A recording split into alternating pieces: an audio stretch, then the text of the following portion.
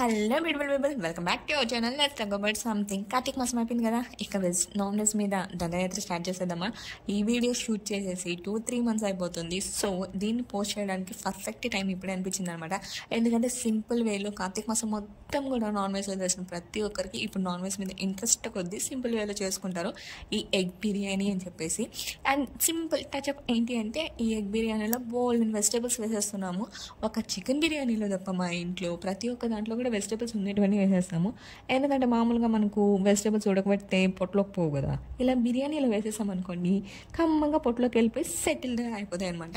మీరు ఎగ్ బిర్యానీ ఎలా చేయాలి అని చెప్పేసి వీడియోలో చూసేయండి. ఈ మధ్య గ్యాప్లో నా వంట గురించి కొన్ని ఫన్నీ ఇన్సిడెంట్స్ అయితే మీతో షేర్ చేసుకుంటాను.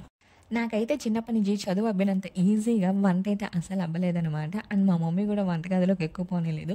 ఒకవేళ మా అమ్మ వంటగదిలోకి పోనిచ్చినా కానీ మా నాన్న వెనకాల సపోర్ట్ చేసేవాడు. ఇప్పుడు రివర్స్ అయిపోయింది. మా అమ్మ వంటగదిలోకి వెళ్ళనివ్వట్లేదు, మా నాన్న ఎందుకు వెళ్ళవు మీ అమ్మ కష్టపడుతుంది అని చెప్పి రివర్స్ అయిపోయినారు ఇద్దరు. తలకాయ నొప్పి అయిపోయిందండి బాబు మా ఇంట్లో. ఇకపోతే నా వంట గురించి చెప్తాను. మా ఫ్యామిలీలో నాకంటే చిన్నవాళ్ళు కూడా పర్ఫెక్ట్గా 10 members to 15 members బిర్యానీలు వండేస్తారు. నేనేమంటే ఇప్పుడిప్పుడే నేర్చుకుంటున్నాను అనమాట. ఒక 4 members చేయడం, ఒక 6 members చేయడం, ఇలాగా అప్పుడిప్పుడే ఓనమాలు నేర్చుకుంటూ ఉన్నాను. కాకపోతే ఇక్కడ నాకు వచ్చిన పెద్ద చిక్కు ఏంటంటే ఎసురు వేయడం అనమాట. అయితే ఎక్కువ వేసేస్తాను, లేదంటే తక్కువ వేసేస్తాను. తక్కువ వేసినాను అనుకోండి ఇక అంతే అయిపోయింది. అన్నం మేకల్లాగా నిలబడుకొని ఉంటుంది, అసలు తినలేరు, ముగ్గులు నొప్పులు వచ్చేసాయి అనమాట. అండ్ పక్కన వాళ్ళు ఎంత చెప్తానో మనం వింటే కదా అది సరిపోతుంది అని చెప్పి ఒక ధీమతలో ఉంటాము. లాస్ట్ మినిట్లో అది కాస్త డింకి కొడుతుంది. అందుకే ఇప్పుడు కొంచెంగా పర్ఫెక్ట్గా నేర్చుకుంటున్నాను. నాలాగా వంటలో ఓనమాలు నేర్చుకుంటున్న వాళ్ళకి నేను ఇచ్చే సలహా ఏంటంటే, పక్కన వాళ్ళు చెప్పింది వినండి ఫస్ట్. నాలాగా నాకే అన్నీ తెలుసు అని చెప్పి బిల్డప్లు ఇవ్వకండి, లేకపోతే ఎవరు లేనప్పుడు మన మీద మనమే ప్రయోగం చేసుకోవాల్సి వస్తుంది. ప్రస్తుతానికి నా వంట బాగున్నా బాగలేకపోయినా నాకైతే ఒక మనిషి దొరికినాడు కాబట్టి తినేస్తాడనమాట, ఎట్లా చేసి ఇచ్చినా కానీ.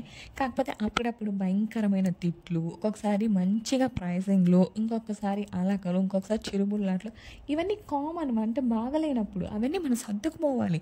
దాని నుంచి కొత్తగా లెసన్ నేర్చుకోవాలని చెప్పేసి నేను ఈ మధ్యనే రియలైజేషన్ అయ్యాను.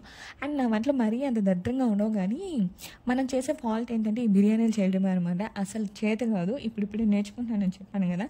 అండ్ నేను ఒక క్వశ్చన్ అడుగుదాం అనుకుంటున్నాను. మీ ఫస్ట్ బిర్యానీ ఎక్స్పీరియన్స్ ఏంటి? కమెంట్ చేసి నాతో షేర్ చేసుకుంటారా ప్లీజ్. అండ్ ఇంకొక విషయం ఏంటంటే, ఈ మాటల్లో పడి మీరు బిర్యానీ ఎలా చేస్తున్నారు అనేది మాత్రం మర్చిపోకండి. చూస్తూ ఉండండి ప్రాసెస్, ఏం చేస్తున్నారు, ఏం వేస్తున్నారు అని చెప్పేసి. అండ్ ఏదైనా ప్రాసెస్ వంట గురించి చెప్పేటప్పుడు వంట ప్రాసెస్ చెప్పడం మీకు ఇష్టమా, లేకపోతే ఇలా ఏదైనా ఫన్నీ ఇన్సిడెంటు లేకపోతే ఫుడ్ గురించి ఎక్స్పీరియన్స్ చెప్పడం మీకు ఇష్టమా, అది మాత్రం కమెంట్ చేసి చెప్పండి. ఎందుకంటే నెక్స్ట్ ఏదైనా ఫుడ్ వీడియో పెట్టినప్పుడు నాకు యూజ్ అవుతుంది.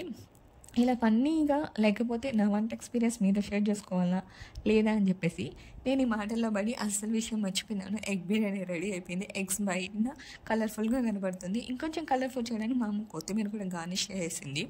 అండ్ నా వాయిస్ కొంచెం డిఫరెంట్గా వస్తూ ఉండొచ్చు ఈ వీడియోలో, ఎందుకంటే కోల్డ్ ఒక పక్క ఉంది, అలాగే మైక్ లేదు, కొంచెం రఫ్గా ఉంది వాయిస్. అందుకే వేడిగా బిర్యానీ లాగిచ్చేద్దాము, లేకపోతే ఈ గొంతు ఇంకొంచెం పోయే అవకాశాలు ఎక్కువ ఉన్నాయి.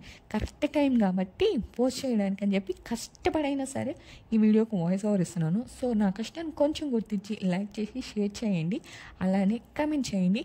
బిర్యానీ చేసుకొని తినిన తర్వాత అది ఎలా వచ్చిందో కూడా కమెంట్ చేసి చెప్పండి. అండ్ ఫైనల్గా ఇన్ని చేసేసి సబ్స్క్రైబ్ చేసుకొని నన్ను కొంచెం